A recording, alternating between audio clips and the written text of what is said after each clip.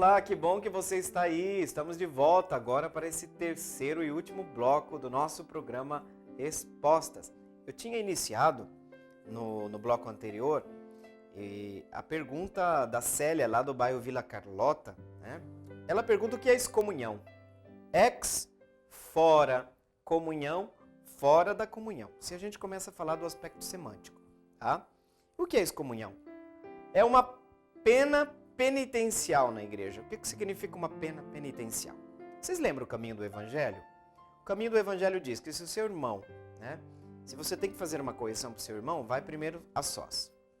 Se você não conseguiu trazer seu irmão de volta para o caminho, chama duas pessoas. Terceira fase, aí você vai dizer para a igreja, para a comunidade, olha, né, e se esse irmão ainda assim continuar sistematicamente fora, né, digamos, daquilo que é próprio da nossa fé, esse irmão seja tratado como um pagão. O que significa isso? A excomunhão é uma pena que visa penalizar a pessoa, mas no sentido de fazê-la mudar de vida, voltar à comunhão. Então a excomunhão é um ato jurídico canônico da igreja, tá? Um ato formal, onde a igreja diz, olha, da nossa parte a gente fez tudo, mas como se trata de algo essencial que essa pessoa está renegando ou afirmando, em contradição explícita, e sistematicamente permanece no seu erro, no seu pecado, isso significa que essa pessoa, a excomunhão, antes de mais nada, é auto-excomunhão. Se você diz, olha, essa comunidade é formada por isso, nós acreditamos nisso, você passa a não acreditar nisso, o que você está dizendo? Que eu estou fora da comunhão. Então, no fundo, a excomunhão é uma auto-excomunhão, mas ela existe dentro da igreja como uma forma penitencial de chamar a pessoa ao caminho de volta para Deus. É uma pena canônica, tá? E o que significa? Que que esse irmão, que essa irmã está fora da comunhão. Agora, mesmo a igreja, quando entrega uma pessoa, quando excomunga uma pessoa, né, em casos bastante graves, né, por exemplo, o caso do aborto, né, o caso do aborto é um caso de excomunhão ipso facto. O fato em si, né, acarreta a excomunhão da pessoa. Por quê? Excomunhão é uma pena máxima. Pena máxima por quê? Diante de um ato de máxima gravidade. E a pessoa não se deu conta, né, disso, não procura se redimir, não procura se converter, e aí a igreja usa isso como pena. Mas atenção, nós temos que tomar cuidado que nós não estamos em tempo de caçar pessoas para serem excomungadas. O principal nosso é amar. A lei do cristão é o amor, a primeira lei. No amor a gente corrige, não para ter alegria de chamar alguém de herege. O amor é a única força capaz de mudar os corações das pessoas. Tanto que a fórmula da excomunhão, se nós podemos assim dizer, no fundo está dizendo para Deus o seguinte, olha Deus, da nossa parte, nós fizemos tudo o que era possível, né? Mas entregamos esta pessoa à sua misericórdia, tá? Por quê? Porque cabe a Deus a decisão última sobre o destino transcendente de cada pessoa, tá? Cabe a Deus. Então, a gente precisa tomar muito cuidado com isso, né? Porque hoje em dia as pessoas estão procurando sempre um modo para excluir as pessoas, né? É uma escolha de fé visando acusar o outro, né? Visando ter um inimigo. Tem gente que não sabe ser cristão se não tiver um inimigo para brigar. Mas o cristão, antes de procurar um inimigo, ele procura alguém para amar. É isso, tá? Então a gente tem que tomar cuidado um pouco com esse espírito bélico, né?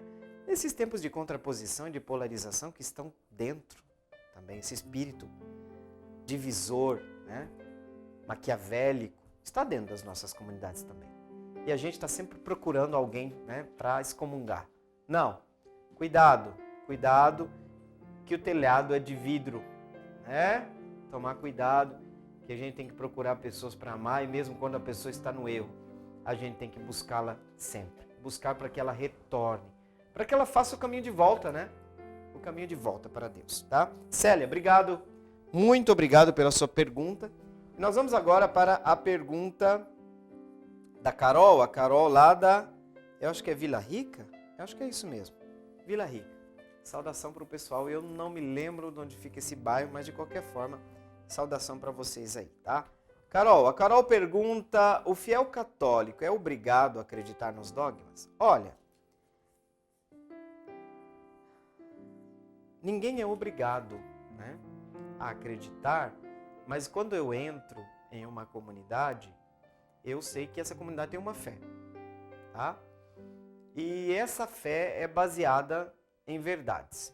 Verdades que eu acredito que foram reveladas por Deus. Como tal, são verdades permanentes. São verdades que não estão a critério do meu eu decido. Tá? Não tá. Porque quando eu entro nessa comunidade eu já sei. Tanto que quando se pergunta, o que você crê? Você crê em Deus Pai Todo-Poderoso? Quer dizer, eu creio no ato da realização do batismo. Tá? Embora a criança não possa responder, mas os pais e padrinhos têm que responder. Por quê? Porque vai ser batizado nessa fé.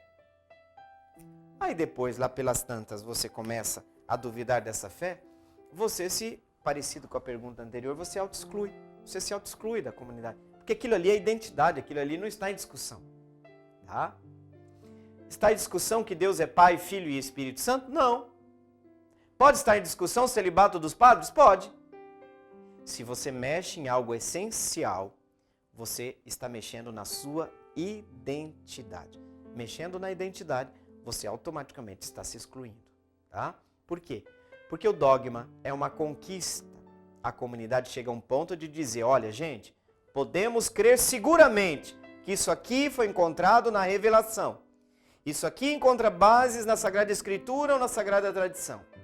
Que embora, se não tiver explicitamente, está implicitamente presente na Sagrada Escritura, mas nunca em contradição com ela. Jamais. Então significa, se é uma verdade revelada e reconhecida oficialmente pela comunidade, você se coloca automaticamente fora quando você não acredita aqui. Então é uma questão de princípio, não de obrigação. É uma questão de lógica, né? Você faz parte de uma fé, você tem que conhecer essa fé. E essa fé tem uma hierarquia de verdades. E muitas dessas verdades não estão abertas às nossas opiniões. Ah, oi, eu acordei hoje. Ah, Jesus não está mais na Eucaristia. Ah, como assim? Tá? A nossa fé, o dogma, a gente tem que evitar o dogmatismo e o relativismo. Dois extremos. Né? O relativismo, tudo é válido, tudo é igual. Não. Não. Mas o dogmatismo é aquela pessoa, né, que é o extremo da questão. Mas o dogma não pode ser desprezado dentro do nosso caminho de fé. Porque a comunidade chegou àquela conclusão amparada, assistida pelo Espírito, e encontrou bases sólidas daquela verdade na Sagrada Escritura. Significa que foi revelado. Se é revelado, porque se você quer fazer uma religião à sua imagem e à sua semelhança, você não acredita numa revelação, simplesmente isso. Tá? Então, você quer sair da igreja porque você não concorda com algumas coisas. É uma decisão sua, vai com Deus. Mas a igreja não vai mudar simplesmente porque... Por que a igreja não vai mudar? Não é porque ela quer impor dogmas, mas porque verdades estabelecidas pela própria comunidade e reconhecidas como revelação divina são verdades centrais, sem as quais eu deixo de pertencer àquela comunhão de fé. Tá? Não dá. E tudo tem dogma hoje. Sabe que as pessoas que ficam falando, nossa, como vocês são dogmáticos? Tem inúmeros dogmas. A ciência moderna tem inúmeros dogmas. A mentalidade, todos nós temos os nossos dogmas. Tudo é relativo. É um dogma. É um dogma? Essa afirmação sua é um dogma? Tudo é relativo? Você acabou de estabelecer um dogma. Então, gente, dogmas são aquelas verdades nas quais os nossos pés se firmam para poder caminhar para frente no desenvolvimento da fé, da compreensão, que nós podemos chegar a uma compreensão mais profunda, mas nós precisamos do chão para pisar. Os dogmas são esse chão onde nós nos amparamos para dizer que ali é uma verdade revelada, não é invenção dos homens, tá? Então a gente precisa ter muito cuidado com isso. Carol, obrigado, viu? Muito obrigado pela sua pergunta. Estamos caminhando rápido até hoje, né, Fábio? Vamos para a próxima pergunta, assim a gente não deixa ninguém de fora, né, das questões que enviaram. O Nelson, lá do bairro Tiradentes. Atenção, Nelson, Obrigado pela sua pergunta. Maria, a pergunta do Nelson. Por que Maria tem vários títulos? É interessante que hoje mesmo eu me enviaram uma mensagem no meu Facebook, da minha amiga lá de Vinhema, Aparecida, e ela falava assim, olha que resposta importante. Duas senhoras estavam estavam no elevador, e aí uma fala para a outra, por que vocês dão tantos nomes a Maria, a Nossa Senhora? Aí essa pessoa começou a responder assim, você é o que para umas pessoas? Para os seus filhos, você é a mãe. Tá? Para os seus netos, você é a avó. Para o seu vizinho, você é a vizinha. E aí foi contando. Quer dizer, a mesma pessoa tem várias formas de serem abordadas. Agora, no caso de Maria, a distinção é onde Maria atuou como canal de graça e de intercessão, dependendo do local, dependendo do povo, dependendo da cultura, se reveste, esse título se reveste, esse nome que é dado sempre à única Maria de Nazaré, mãe de nosso Senhor Jesus Cristo, porque é uma única pessoa, as devoções vão criando, gerando esses títulos, mas estão falando sempre da única mãe do Senhor, Nossa Senhora. Então vejam, os títulos aparecem por conta das realidades culturais, das realidades de devoção locais, que dão a Maria, dependendo do lugar que ela aparece, ou da situação que é envolvida. Por exemplo, Nossa Senhora de Guadalupe. Por que esse título? Porque quando Maria aparece, ela aparece a um índio, né? Juan Diego, tem toda uma... Nossa Senhora Aparecida. Por que Aparecida? Apareceu os 3 pescadores, acho que 3, né? No Rio Paraíba, apareceu. Nossa Senhora de Fátima leva o nome do lugar, tá vendo um caso? Tem casos em que o nome leva o nome do local, tem casos que levam o nome do povo, nome da cultura, tá? Ou também nome da graça própria, né? Nossa Senhora do Bom Parto. Por que Nossa Senhora do Bom Parto? Porque Maria, em muitas das situações, foi evocada em situações de parto difícil. Você entendeu? Aqui o nome dela está associado a uma graça concedida, não ao local. Nossa Senhora de Fátima. Fátima, uma realidade geográfica, tá? Nossa Senhora do Bom Parto, ou Nossa Senhora das Graças. Por quê? Porque Maria, no mistério, né, da salvação, Maria nos concedeu a grande graça quando deu seu sim à humanidade. Né? A Deus, desculpe. Deu seu sim a Deus e o Filho de Deus veio ao mundo. Por isso, por Maria ser preservada do pecado, ela é um canal de graça sem obstáculos. Então, nesse sentido, vejam, o nome aqui quer refletir uma realidade do mistério, do papel, da missão de Maria na história da salvação. Né? Então, vejam, por que o título é recebido? Ou por algo, que exprime uma realidade do mistério e do lugar de Maria, por causa de um local geográfico onde ela apareceu, ligado a uma questão circunstancial, digamos, do próprio local, ou então por causa de uma graça, né? Nossa Senhora do Bom Parto, Nossa Senhora, né? Tem também ali Nossa Senhora do Perpétuo Socorro, que o Perpétuo Socorro na verdade é o Filho, né? Maria Mãe da Igreja, que é ligada a esses títulos, todos esses títulos evocam colocar Maria nesse lugar de destaque dentro, né, da história da salvação e desse Deus que continua derramando graças na vida das nossas comunidades. Nossa Senhora da Abadia, né, padroeira aqui da nossa arquidiocese, por que tem esse título? Você vai descobrir que por detrás tem toda uma história, né? Uma história onde se entrelaçam cultura, fé e religiosidade. Tá? Tem um porquê por trás. E é bonito até conhecer essas histórias.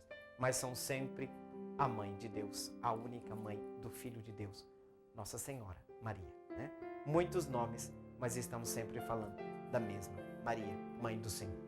Muito obrigado, Nelson, pela sua pergunta. E agora nós vamos para a pergunta do Leandro e da Juliana, lá do bairro Cidade Jardim. Como a igreja vê as crianças concebidas e nascidas de fertilização in vitro? Primeira coisa interessante que o Leandro e a Juliana também nos dizem aqui que nos parabenizam pelo programa. Obrigado, viu, Leandro e Juliana? A pergunta de vocês chegou no sábado passado, né? Mas a gente não conseguiu, nós tínhamos muitas outras perguntas para responder, mas hoje chegou o momento. É o que eu digo sempre para as pessoas, se não respondeu ainda a sua pergunta, não desanime, tá? Olha, as crianças concebidas em fertilização in vitro, tá? É um tema que é mais da área da moral, né? Nós temos lá no nosso curso de teologia o Padre Orlando, que é o professor, que é o doutor em moral, né? Então essa pergunta, eu vou responder no primeiro momento assim de maneira bastante genérica, né? Mas depois a gente vai voltar nessa pergunta, tá? Nessa questão. O que a gente sabe que os caminhos que a igreja coloca são sempre caminhos naturais, tá? O primeiro objetivo é sempre colocar processos naturais que envolvam o homem, a mulher, a copulação, a questão da comunhão de corpos, né? De modo que o caminho ordinário para que possa se conceber a vida sejam por meios naturais. Esses meios naturais estão querendo dizer que a humanidade não pode substituir o ato sexual. O ato sexual ele é importante porque ele é comunicação da vida, né? É um ato humano e nesse sentido propriamente essencialmente pensado por Deus na lei divina. E nesse sentido, então, a lei divina coloca essa lei natural de geração.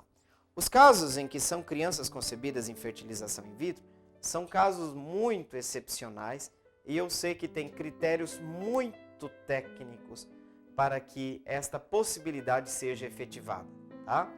E aí eu vou ficar devendo, Leandro e Juliana, porque eu vou me informar mais com o professor, né? Com o professor de moral.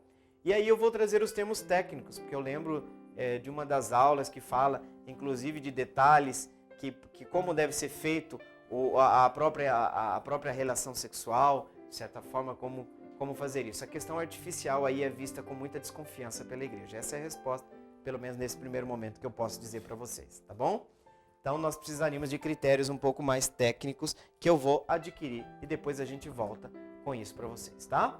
Muito obrigado pela participação de vocês, de todos. Nosso programa está chegando então ao final e nós queremos invocar a bênção de Deus sobre você, sobre a sua família, sobre os seus projetos e vamos pedir essa bênção exatamente por intercessão daquela que é sem pecado, sem mancha, que pela intercessão de Maria Imaculada desça sobre você, sobre a sua vida, a bênção de Deus Todo-Poderoso, Pai e Filho e Espírito Santo. Amém. Programa Respostas fica por aqui, mas a gente vai se encontrar no próximo sábado. Até lá!